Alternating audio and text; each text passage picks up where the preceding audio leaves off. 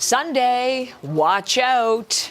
You're probably going to get a visit from some creature or another looking for treats and candy. Halloween is back this year. We were just talking to Dr. Bogosh. It is considered much more safe this year, although, yes, protocols in place. Still keep the safety in mind, masks and distance. Don't go into crowded spaces. For some kids, though, Halloween has always been a challenge, and there have been barriers to celebrating the best, spookiest time of year. There's a dad who is on a mission to change that and make Halloween accessible for all children. And he's with us this morning. Rich Padullo, the founder of Treat Accessibly, which you're going to hear all about. It's an organization that really makes sure that everyone can trick or treat. And Rich is with us this morning. Welcome to our program. We're so happy to meet you. Happy Halloween, Heather. It's a fantastic story. The story behind Treat Accessibly goes back to 2017 and something that you saw in the street. Tell us what sparked this whole movement.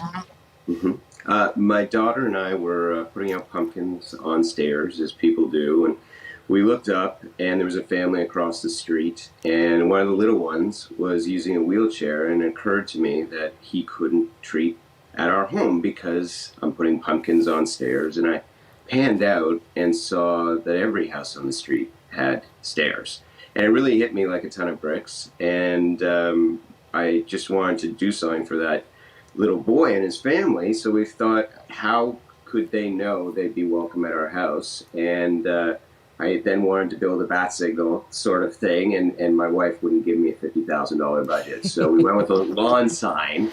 And we put a lawn sign out because we figured, okay, they'll go back and forth for their times out of the house, and they'll see it. And we did the sign. It just said accessible trick-or-treating. It had the iconic wheelchair symbol. It had a cape blowing in the wind. Thanks to my daughter, the cape was static, and then she said, no, it needs to blow. And we were like, oh, it's perfect.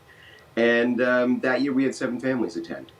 So that was it. One sign, one idea, 7 families, and a very, very empathetic daughter and father. And then since 2017, how has it grown? We realized quite quickly that printing signs ourselves wouldn't work. So we started speaking to local government, and that spun into provincial government. And we had mayors, John Tory supported it in 2019. Premier Ford, 4 ministers made a video about it, and private sector started creating signs for us and sharing them through their distribution cycles. And so we had agents from RE/MAX actually in 2019, and then we had 25,000 signs up in 2019, and this year we look to have 100,000 homes participating thanks to more signs being produced by RE/MAX and Kinder and getting out there. So whoa. Awesome. 1 to 100,000. I mean, that's incredible. It's pretty cool. That is just wonderful. And I mean, this is not the last year. I mean, this has become something so huge. You have big plans for the future. What's the goal? What's the dream, Rich? My daughter believes that we can be across North America. There are 400,000 children in Canada that identify with having a disability. So we want to have 400,000 homes by 2025 in Canada, but there's also a multiple of 10 in the U.S. So there are 4 million children in the U.S. We want to have 4 million in the U.S. by 2025. And we're actually having wonderful conversations with our partners come the first day of November to start talking about it. So I'm just wondering, what I'm thinking about is this is Halloween, but there's a whole lot of Valentine's Day in this because there's a whole lot of heart, which I love because your daughter is not disabled. This is just based on what you saw, and obviously it has taken off.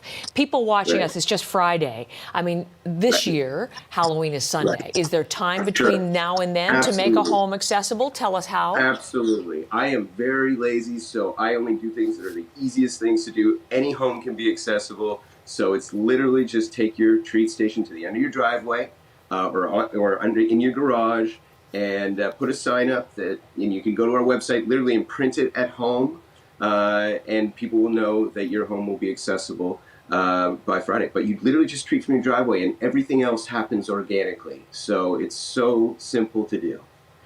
All you have to do is just make it in a place that everybody can have access to. That's it. So tell me, what you have seen in your neighborhood or other places you've gone to see firsthand the impact that what you thought of is having? There's three different audiences I'll share. In October 2nd, we created a Treat Accessibly event. We piloted the first Treat Accessibly Halloween Village on Queens Drive in Weston Village. We sent 50 letters out to homes on a little section of street. 30 homes got back to me within 2 days saying they would fully decorate their home on October 2nd to have this event for the children of Holland Bloorview. So that's homeowners. They love it. We invited people from Holland Bloorview, families from Holland Bloorview. Within 2 days, we were at full capacity for the event. We could have actually 700 people there over the span of the day based on the city permit bylaws. So literally everybody came. And then afterwards, when people were there, they decided to have their own Halloween village. And the town of Caledon and a gentleman named John Grow are having their own Halloween village. So the second you do this, it enters your DNA. You start opening your eyes to how inaccessible our world is and our institutions are because of something as simple as Halloween being inaccessible. It kind of creates that same moment that we had, and you become a champion for accessibility in your daily life. So it's really had an impact.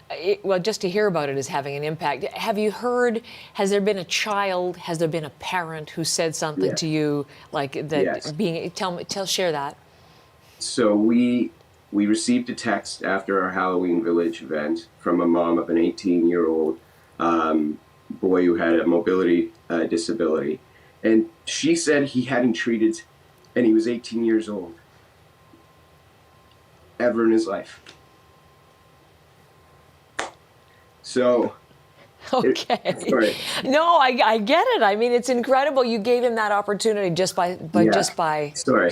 No, it's wonderful. It's wonderful. You know, we try to celebrate and salute the heroes and the helpers on this show, and I think you are in that category for us today, Rich. So really, thank you for telling us about that. Thank you. I love it. Canada, you wanted to be home to the first accessible holiday tradition. That's right. And, yes, that's right. That's the aim. And we'll see. We'll check in with you, Rich, to see how this grows. What a wonderful idea.